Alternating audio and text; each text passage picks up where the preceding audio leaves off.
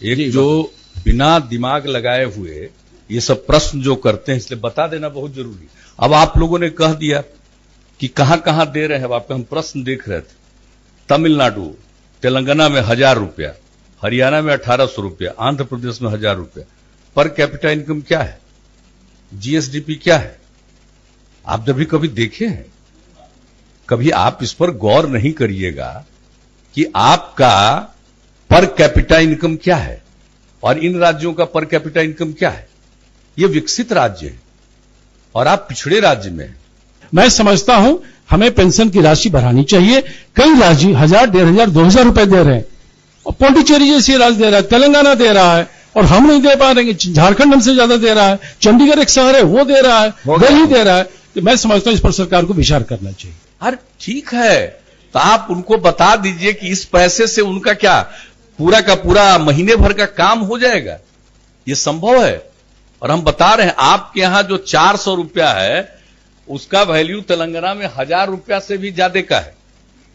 आप ये जान लीजिए तेलंगाना में क्या मतलब है, तेलंगाना में 1000 रुपये का, या हरियाणा में 1800 रुपये का क्या मतलब है, आप जरा पता कर लीजिए।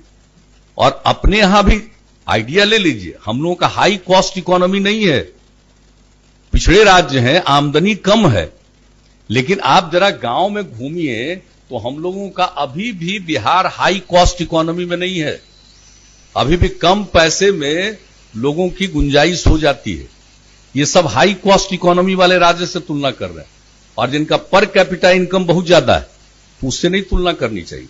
हम लोग धीरे धीरे विकास कर रहे हैं और जो 36 लाख के करीब का अंदाज है जो बचे हुए लोग हैं, यानी 2011 की जनगणना का जो आंकड़ा है और जिस तरह से ग्रोथ हो रहा है उसके हिसाब से एक आकलन विभाग में किया गया सरकार के स्तर पर कि आखिर ऐसे लोगों की कितनी संख्या होगी और कितनी राशि की जरूरत होगी। और उसके अलावे अब जो हम लोगों ने नई योजना शुरू की है इस साल से, उसमें 1800 करोड़ एडिशनल चाहिए।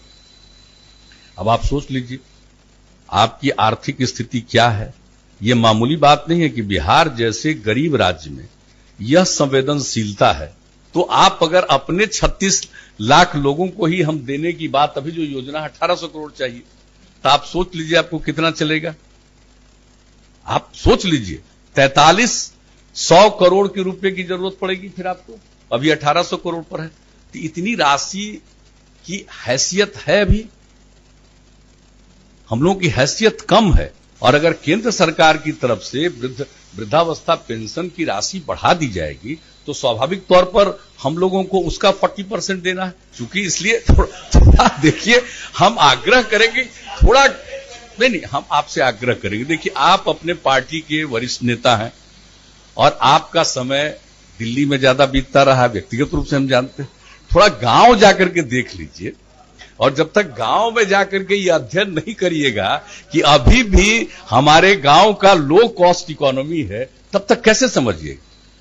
पटना में बैठ करके और दिल्ली में पार्टी के नेताओं से संपर्क और पार्टी की जिम्मेवारी ग्रहण करने के लिए अगर आप वहीं घूमते रहिएगा तो अभी गांव की स्थिति हम लोगों की लो कॉस्ट इकोनॉमी के कारण कम पैसे पर बेहतर स्थिति है, उसका भी गौर करिए। मैं विनम्र प्रार्थना करूंगा, हमको बोलने से आप कुछ भी बोल सकते हैं, तो लोकतंत्र है, लेकिन हमने जानबूझ करके कहा।